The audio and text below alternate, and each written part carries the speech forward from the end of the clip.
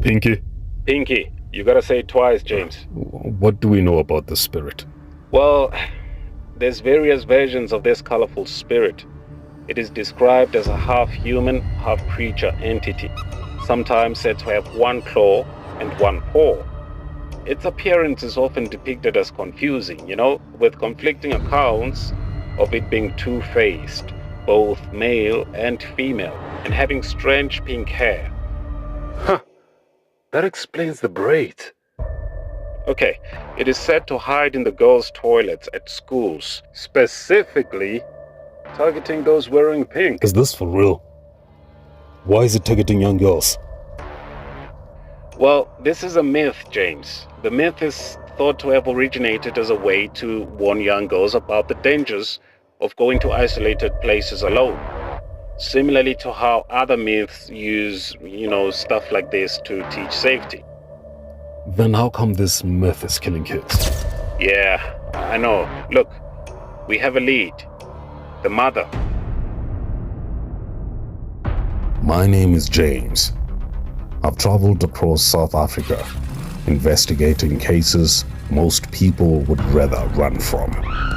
I help those who have nowhere else to turn. This world operates in shadows, and I walk right into them to uncover the darkest stories this country hides. I am Joe James.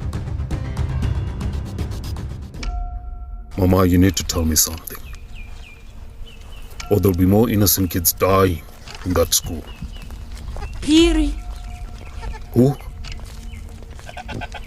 There's a man who lives in a mountain, not far from Potchefstroom. She told me she went looking for answers on what happened to Nomfundo. The man told her that the school knows and that her child was no more. She asked the man for vengeance against the school, but they deserved to feel her pain. The man offered a way, and it meant a spirit of vengeance would attack where her daughter left the physical world. I went looking for Phiri. Off the N12 into some bush, I knew what I was facing. Phiri's house was isolated. Gentle smoke greeted you from far. The trees were tall, and the sounds of the birds echoed from all sides of the sky. Monkeys in the shadows. He was already waiting for me on the gate. A grey man who looked like beyond fear and beyond life. Wearing a dead face that could freeze anyone who met his eyes. With two bull-billed hyenas on his leash. Phiri. My name is James. I was guided to you. Mary Masumbuka. Do you remember her?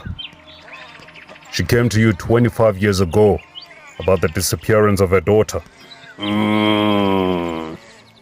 Mosadi o batleng go tlisa sekolo se la bohloko wo ngwana go a botluleng ile ka mo kopanya le Khibile gore a tshose bana kwa dintlwaneng. Well, innocent kids are dying. You and Mary are bad guys in this story. Khibile ga bolai bana o na le sengwe se mosadi o la sa go bolelang sona. Well, I assume you know how to stop this thing. As dead as he looked, he seemed to care for the innocent. He agreed to help me. He gave me instructions. I wouldn't be able to summon it unless I have a pink item with me, burn incense, and call out its name. He gave me a small ceramic container and a black liquid, and told me that once the spirit is in full view, I am supposed to sprinkle it with the black liquid, open up the ceramic port, then it would be sucked in like a genie.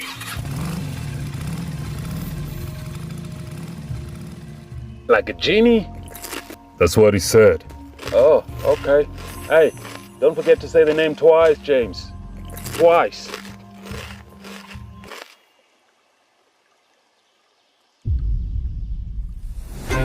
I waited until the school was empty. The toilets were still sealed. Crime scene tape stretched across the door. I eased in, careful not to touch the light switch. I didn't want anyone to notice movement inside. Instead, I clicked on my flashlight. The room was pitch black.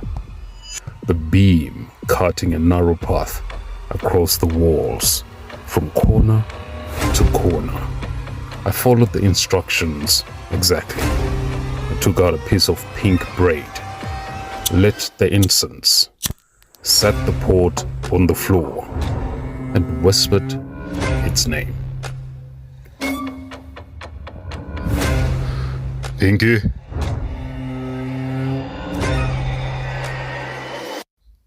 Pinky? Silence. A breeze. It got cold in the bathrooms, as if someone turned on the aircon. My flashlight was moving faster than before, trying to capture the presence in the room. I could feel the presence, but no visual. Show yourself.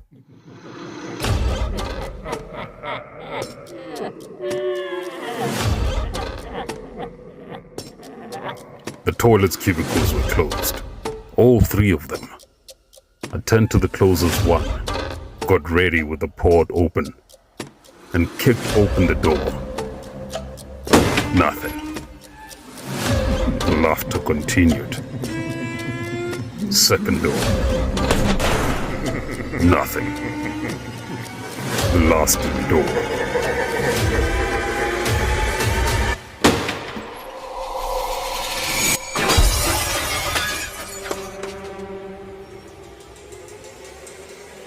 I was flung back towards the basins, smashed, breaking into them.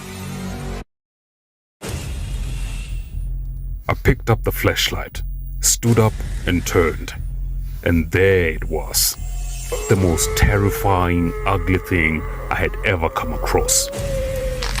A dark, heavy face, twisted with rage.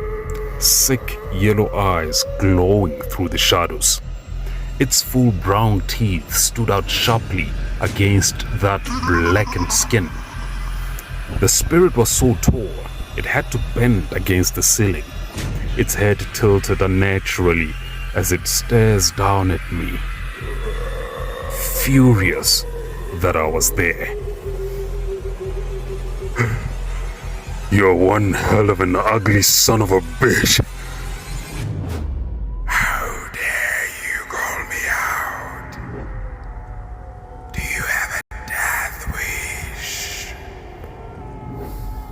It can talk?